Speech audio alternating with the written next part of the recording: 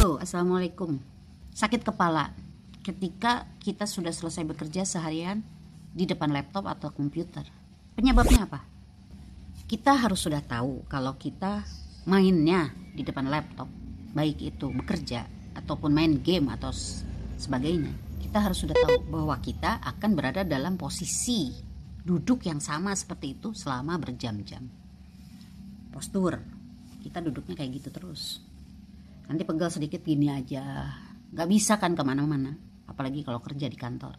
Jadi ya di situ aja terus. Paling bisa minum. Nggak bisa kan kita olahraga dulu, atau mau ini dulu dengerin musik. Nggak bisa. Jadi harus fokus di situ. Itu posisi pertama penyebabnya. Yang kedua, keadaan ruangan yang sama seperti itu terus menerus itu membuat kita bisa kekurangan oksigen. Jadi kita suka jadi nguap terus, tapi bukan pengen tidur, tapi nguap aja terus, intensitasnya makin banyak.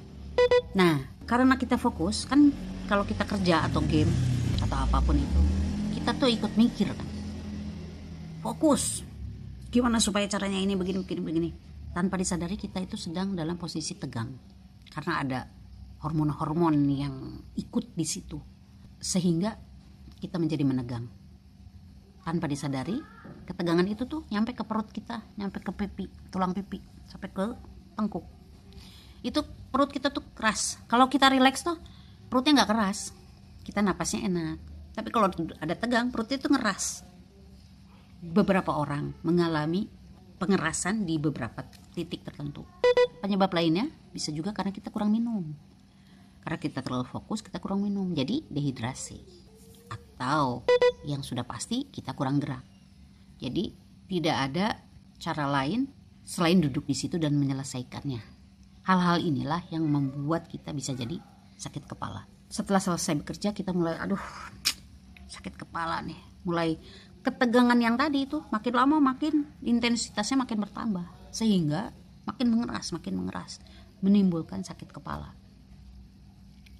Apa yang harus dilakukan? Selama masih terasa sakit kepala, kita masih bisa melakukan beberapa hal. Seperti misalnya, relax. Kita coba lakukan pergerakan.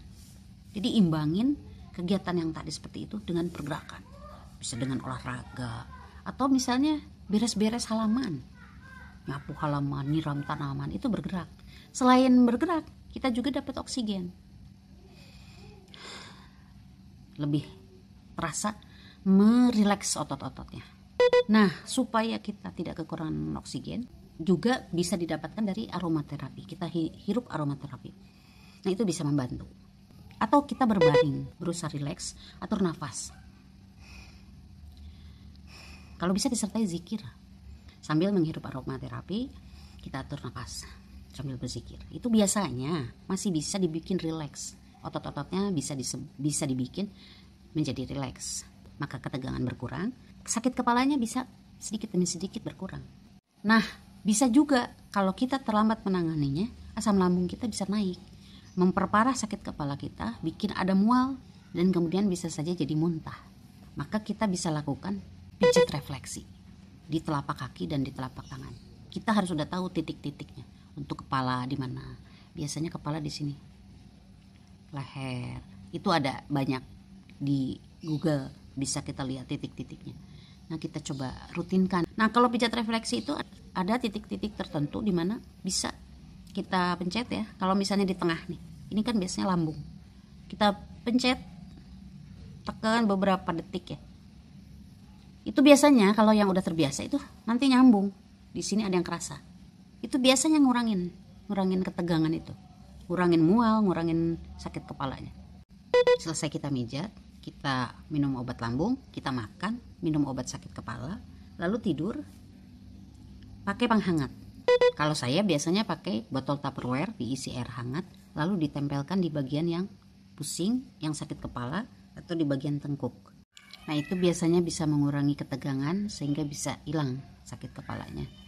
Sambil mendengarkan murotal atau lagu-lagu yang bisa membuat kita teralih rasa sakit kepalanya. Jadi kalau orang yang udah biasa punya posisi seperti itu harus sudah ngerti elemen apa yang harus dimiliki atau persenjataan apa yang harus dimiliki untuk menghadapi situasi itu, supaya kita nggak kejebak terus selesai kerja pasti sakit kepala. Nah supaya nggak gitu kita harus pinter.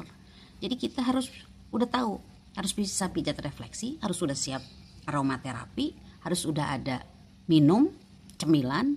Jadi jangan polos-polos aja, harus udah lebih pinter. Oke, semoga bisa dipahami dan diterapkan sehingga kita tidak tiap-tiap buka laptop atau kerja di laptop seharian terus berakhir dengan sakit kepala. Assalamualaikum. Kepo Channel.